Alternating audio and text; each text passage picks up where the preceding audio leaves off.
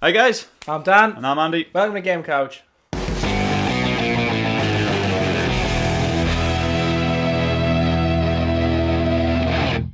Alright guys, sorry for the slightly shoddy lighting. It's getting to that time of year where we've got dark nights and we don't have the recording time that we'd want. Today, we're going to have a discussion. And we're going to be taking a look at bad v good shooters. Shooting games have been around almost as long as electronic gaming itself, with classics, like Doom, GoldenEye, but even reaching as far back as old arcade games like Space Invaders and Asteroids would be classed as shooters. This isn't a history lesson, and we want to make sure that we're looking forwards, not backwards. Right, also I'm not going to wear these. Before starting on what makes a bad shooter, we need to decide on really what makes a shooter in the first place. We'll say for the sake of argument that a shooter is a game in which either the main focus of the gameplay is shooting, or is a crucial element of the gameplay experience. For example, Half-Life, all of them, shooters. Crysis, shooter. Bulletstorm, COD, Counter-Strike, Duke Nukem, Mass Effect, Medal of Honor, Quake, Wolfenstein. Metal Slug, Battlefield, Duck Hunt, Borderlands, Gears of War, House of the Dead, Doom, Left 4 Dead, Time Crisis. Halo 1, 2, 3, Reach, 4. and Far Cry. So on and so on and so on. ODST. Well, I was going to say all of them are shooters, but I don't count ODST. Okay. I'm going to take these off now. But Portal 1 and 2, although you carry a gun and shoot constantly, it's not a shooter, it's a puzzle game. Even the Tomb Raider games, even though you actually shoot people in the games as well, in amongst all the puzzles and the adventure, I wouldn't say it's a shooter. I could see why some people would though. And the Mass Effect games, I'd call them a shooter because I'd say it's crucial, but I would understand why some people would say they weren't. Uncharted, the same as Tomb Raider, it's a climbing puzzle game, but you're still an element of shooting, but it's not, it's an adventure game. Like many things in any creative medium, deciding what's good and bad is down to personal opinion only and up to the society as a whole to decide. But you can take a look at past trends and decisions to see what might work well in the future. But because we can't say a good FPS needs to have good writing, strong atmosphere, interesting characters, take for example Half-Life 2. Half-Life 2 has nigh on all of them things, and I'm sure a lot of people would even say it's one of the classic shooters, but that means good shooters must do something that bad shooters don't. Take Time Crisis, it has absolutely none of those things. You can't even fucking walk around, all you can do is shoot and do squats. The characters have no depth, and the plot, if there was one, if you paid attention to it, was, that guy's evil, go and kill him. But it's great, it's really fun, just like House of the Dead for the Wii, and that's because it does something that bad games fail to do time and time again, even the ones that have tried really, really hard, and that's engage the player in what's going on and in the experience. It's somehow worse to play a shooter that's shit when you can tell they've tried really hard. It's disappointing. It's like going to see a friend's band for the first time and seeing that they're completely wank. Compared to playing a shooter where you can tell they've just been lazy and slapped anything generic together, like Battlefield 3 or Modern Warfare 3. That's right, I'm looking at you, modern realistic shooters. There are some gems out there, but there's some piles of crap as well. Big, steaming piles of it. Some of the gems are pretty good though. Speaking of games that didn't try very hard, did we even finish Kid and Lynch 2? Nah. Why? Well, because we didn't care enough, it was really boring. Because I definitely remember playing it. But that's all I remember about it. Like Army of Two too, we definitely played that. So they both had the same problem. There was no character depth, repetitive set pieces, and I think both of them barely scratched about the 2 or 3 hour limit.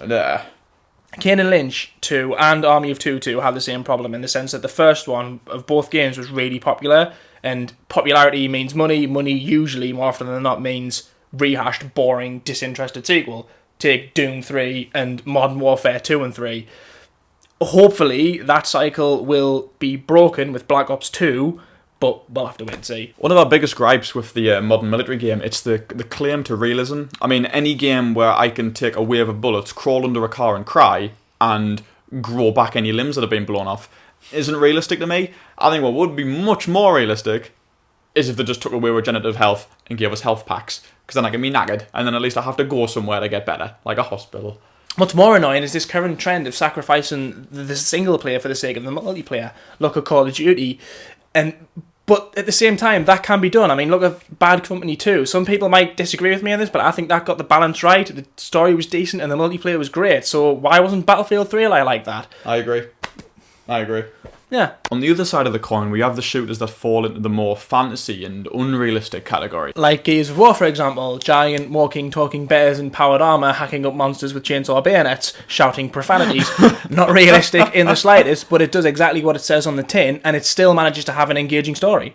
Yeah, Gears of War falls into one of those categories where, what we mentioned earlier with Half-Life and Time Crisis, Gears of War started off with very, very or very, very next to no plot, but it was still very fun to play. And then as they progressed, the plot balanced out and it became a bit better. So you could say that although the first one was still a good shooter, by the third one, it was still a good shooter, but it had more sustenance to it. Exactly, yeah. But that's not to say that all fantasy shooters are necessarily really good. They've also got the piles of crap as well. Just because they're in an imaginary world which seems more creative, it still doesn't mean it's handled well. Take Bulletstorm. Oh. What? Bulletstorm. Bulletstorm. Awful characters, terrible plot, and it's embarrassing dialogue. And what sucked you out of the immersion was its try to crawl back to the good old days, and I think that's what spoiled it. It's trying to be a game that it's not. It's like there's no need for them to have given the score and the XP system context. You could have just had a score system, but Borderlands doesn't have context, the score system, and that still works. The good old days has that strange problem of being draped in lovely moist nostalgia, and the games that Bulletstorm would have been going back towards were often very much sort of like run, gun and kill games, very violent, very gory, and they didn't try to be anything more. No. And a lot of the time, these games were next to, if not arcade games, and a lot of them had the leaderboards and scoring systems, and that still works in multiplayer games today. Yeah. Just like in the arcade games, it's effectively multiplayer because you're in public domain, but it almost makes no sense having it in single player. Nah, because nice, really. Because why does it matter? It's like reading a book. You don't post on the internet how far you are through a book to compare how far your friends are through. No, and you don't stop a film halfway through and go, I have just made it halfway through Prometheus, to then for your friend to turn around and go, well, I finished Prometheus, I'm better than you. I did it in half the time somehow. What we're effectively saying is, don't fix what's not broken. So I think to wind down, what we've been trying to get at is that good shooters, because shooters is a very, very large popular medium at the moment, which is why we chose shooters, more so than RPGs, because shooters are very much at the forefront, especially with multiplayer becoming such a vast way of playing, is that the ones that usually fall into the bad category are the ones that fail to engage the player, regardless whether it's via plot or just via experience. Or just through the fact that the gameplay itself is actually really dull. I mean, look at Duke Nukem. Yeah, very true. I'm going to be polite about Duke Nukem. Very, very polite about Duke Nukem. It's a piece of shit. Avoid it like the plague. And I'm talking about Duke Nukem Forever here, not the old stuff. The old stuff's still good. I remember the old one. I remember the old one being good, but then again, it might be nostalgia. It probably is nostalgia, but it's still better than Duke Nukem Forever. A lot of them have that problem of trying to go further out than they need to. And it's that, rather than doing... Well, it's that thing. It's like, if you were going to make a piece of art, would you rather see something very, very small but beautifully made, or something very large and experimental that's just terribly handled and not very good at all? That obviously had no thought. It was just, I'll just throw some paint at this paper and say it's an expression of anger. Well, not even that. It's just, I've got something good. I'm going to try and add this onto it, except I don't know how to add it on. I'm going to stick it on with super glue, and then I'm going to do that, and then I'm going to do that. So instead, you get, I don't know... Battlefield 3. No, seriously, Battlefield 3 has an amazing multiplayer. Loads of people will agree with us on this. The single player, it was just like, it was almost as if they'd played Black Ops and gone, yes, that type of storyline works well, let's do that. There's no need for it. It's got no thought, no depth, nothing. It's boring. Why? I think the best two examples of good shooters in the past couple of years were House of the Dead for the Wii.